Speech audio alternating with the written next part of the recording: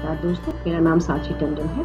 मैं naturopathic practitioner और reiki master हूँ और इंटरनेशनल नेचुरोपैथी ऑर्गेनाइजेशन की सदस्य भी हूँ। अगर आपको किसी भी तरीके के कोरोना के लक्षण या वायरस के लक्षण दिखते हैं, जैसे कि सांस लेने में तकलीफ होना, जैसे कि आपके शरीर में बहुत कमजोरी होना या फिर गला खराब होना, खांसी आना, इन सब सिम्टम्स में आपको क्या करना चाहिए, इसके मैं कुछ नियम आपको बताऊंगी जिसको फॉलो करने से आप घर में ही अपने आप को सुरक्षित रख सकते हैं और बिना किसी दवाइयों के स्वयं को ठीक कर सकते हैं। तो सबसे पहले आपको बिल्कुल घबराने की ज़रूरत नहीं है। अगर आपको बुखार होता है या आपको खांसी आती है या इवन आप कोरोना पॉजिटिव होते हैं तो भी आपको डरने की बिल्कुल ज़रूरत नहीं है, क्योंकि डरने से आपकी आधी बीमारियां तो वैसे ही बढ़ जाती हैं और किसी भी तरीके की दवाई आपको असर नहीं करती। तो सबसे पहले आपको क्या करना है, अगर आपको बुखार आ रहा है तो बचपन में जब हमारी नानी दादी होती थी तो बुखार आता था, वो एक बर्तन में बर्फ लेती थी, ठंडा पानी लेती थी और उसमें टॉवल डाल के, सॉफ्ट टॉवल डाल के हमें स्पंजिंग करती थी। तो आपको भी वही करना है। अगर बुखार आए, चाहे जितना भी फीवर हो, आप सबसे पहले बर्फ में ठंडा पानी डाल के सॉफ्ट टॉवल से अपने फोरहेड पर, अपने पाम्स पर, अपने नेक पर और अपने पैरों के सोल पर स्पंजिंग करें।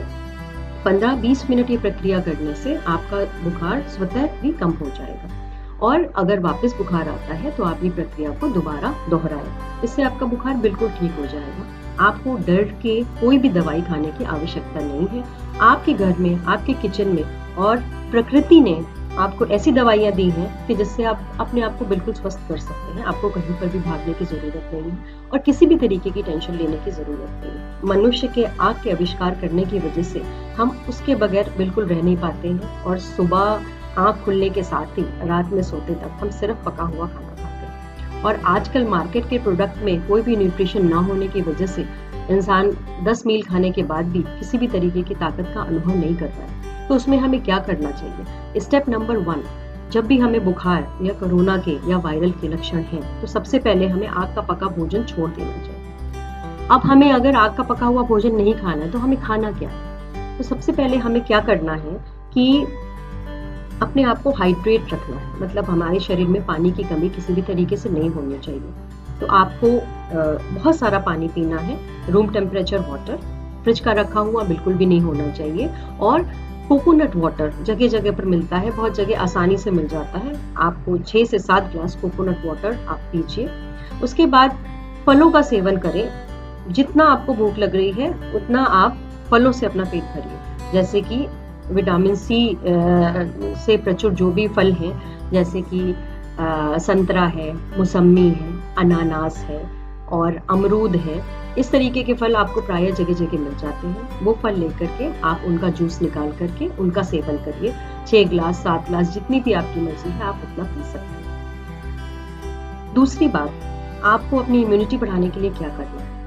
सुबह, दोपहर, शाम 1 ग्लास में 5 ग्राम टर्मरिक पाउडर डालकर उसको स्टर करके सुबह, दोपहर, शाम वो लेना है, जिससे कि आपकी इम्यूनिटी बूस्ट अप हो जाए। और अगर आपके गले में खराश है या आपको कॉफिंग हो रही है तो आपको 1 ग्लास गर्म पानी में हल्दी, 5 ग्राम हल्दी डाल करके और उसमें आप 1 टीस्पून रॉक सॉल्ट, जिसको हम सेंधा नमक भी कहते हैं, वो डाल करके मिक्स करके उसका गरारा करना है। अगर आपको थ्रोट इन्फेक्शन ज़्यादा है तो उसको कम से कम 3 बार करिए, सुबह, दोपहर, शाम।